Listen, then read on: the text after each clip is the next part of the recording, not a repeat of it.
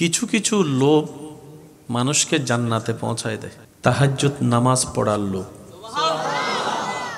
কোরআন তেলাওয়াত করার লোভ, গোপনে দান করার লোভ, অভাবীকে সাহায্য করার লোভ, ক্ষুধার্তকে খানা খাওয়ানোর লোভ, তৃষ্ণার্তকে পানি পান করানোর লোভ, এতিমের মাথায় হাত বুলিয়ে তার সহযোগী হওয়ার লোভ, গরিব আত্মীয় স্বজনকে গোপনে গোপনে দান করার লোভ, আল্লাহ আল্লাহ জিকির করার লোভ, নবীর প্রেম সাগরে ডুবুরি হয়ে নবীর প্রেমিক হওয়ার লোভ।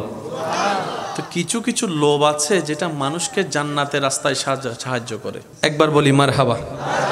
এবার আপনারা সবাই আমার দিকে তাকান, আমি আপনাদের দিকে তাকাচ্ছি।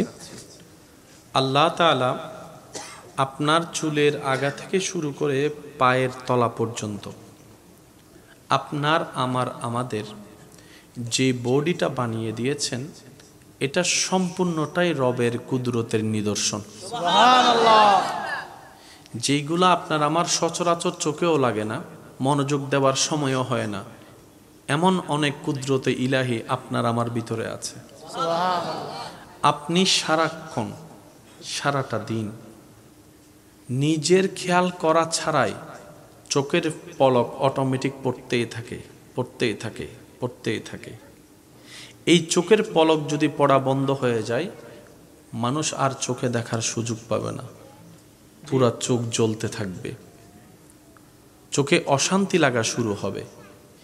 এই চোখের পলকটা আল্লাহ তাআলা আপনার আমার ব্রেনের সাথে সম্পৃক্ত না রেখে নিজের কুদরতের সাথে সম্পৃক্ত রেখেছেন। সুবহানাল্লাহ। যেমন আপনার ইচ্ছা করা ছাড়া হাত নড়বে না, আপনার ইচ্ছা করা ছাড়া আপনার পা লড়ে না, আপনার ইচ্ছা না করলে আপনার মুখ লড়ে না।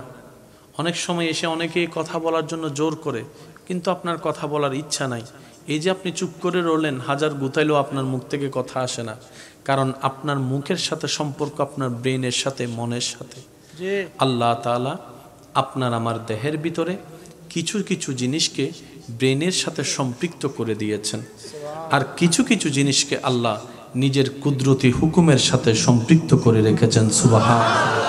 আমি শ্রদ্ধার সাথে বলছি, আমার ভাইয়েরা মনের কান দিয়ে শোনার চেষ্টা করবেন, কারণ নিয়ামত বুঝলেই তো শুকরিয়া আদায় করাটা আমাদের জন্য সহজ হবে।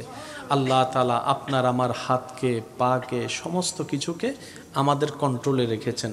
মন চাইলে বাম হাত তুললেন, মন চাইলে ডান হাত তুললেন, মন চাইলে আঙ্গুল একটা তুলে দিলেন, মন চাইলে 5টা আঙ্গুল তুলে দিলেন, কিন্তু আপনি ইচ্ছা করে চাইলেও নিজের চোখের পাতাকে কন্ট্রোল করতে পারবেন না। হয়তো আপনি চোখ বন্ধ করে রাখতে পারবেন।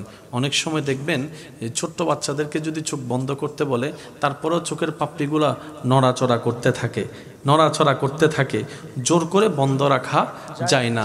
রব বলে যে বান্দা, তোর চোখের এই বন্ধ হওয়াটা খুব জরুরি চোখ সুন্দর ঠিক থাকার জন্য, কিন্তু আমি যদি সেটা তোর ব্রেনের সাথে সম্পৃক্ত করে দিই, তাহলে তোর মনোযোগ দিয়ে দিয়ে চোখের পলক ফেলতে হবে, আর তুই কাজ করতে পারবি না, ব্যবসা করতে পারবি না, হাঁটতে তুই পারবি না, সংসার তুই করতে পারবি না। সুবহানাল্লাহ বলতে থাকি, বান্দা তোর সাধারণ জীবনটা একদম আযাবের জীবন হয়ে যাবে। মনোযোগ দিয়ে দিয়ে চোখ খুলতে হবে, চোখ ফেলতে হবে, চোখ খুলতে হবে, চোখ ফেলতে হবে, তাও আবার সেকেন্ডে, মিনিটে হলে কথা ছিল, ঘন্টায় হলে কথা ছিল। বান্দারে, আমি তোর জীবনকে কষ্টের মধ্যে ফেলবো না, লা নুকাল্লিফ, আমি কষ্টের মধ্যে ফেলবো না। তোর চোখের পাপড়িটা আমি রবের কুদরতি হুকুমের সাথে সম্পৃক্ত করে দিলাম। সুবহানাল্লাহ। বান্দারে, তোর হার্টবিট না চললে তুই বাঁচতে পারবি না। হার্টবিটের সাথে তোর বাঁচার সম্পর্ক। এই হার্টবিটটা তোর কন্ট্রোলে রাখি নাই। তোর হার্টবিটটাকে প্রতি সেকেন্ডে যে পাম্পটা করা, এই পাম্পটা আমি আল্লাহ কুদরতি দায়িত্বের মধ্যে নিয়ে নিলাম। বান্দারে, তোর খিদা লাগলে তুই খাবি, হাতটা তোর কন্ট্রোলে দিলাম। তরকারি কোনটা নিবি কি নিবি না তোর পছন্দের উপর ছেড়ে দিলাম। কোনটা তোর ভালো লাগবে, কোনটা তোর খারাপ লাগবে, মুখের স্বাদের মধ্যে আমি ছেড়ে দিলাম। কিন্তু তুই যখন ডোকটা গিলে ফেলবি, খাবারটা যখন পেটে যাবে, পাকস্থলিতে যাবে, ওই খাদ্য হজম করার দায়িত্ব আমি তোকে দিই নাই। সুবহানাল্লাহ বলি। খাদ্য হজমের দায়িত্ব, ডিউটি আমি তোকে দিই নাই, এটা আমি আল্লাহ নিজের কুদরতি ব্যবস্থাপনায় রেখে দিয়েছি। সুবহানাল্লাহ। ওই খাবার থেকে তোর শরীরের উপকারী জিনিসগুলাকে আলাদা করে অপকারী জিনিসগুলাকে বের করে দেওয়ার দায়িত্ব আমি রব নিজে নিয়ে নিলাম। সুবহানাল্লাহ।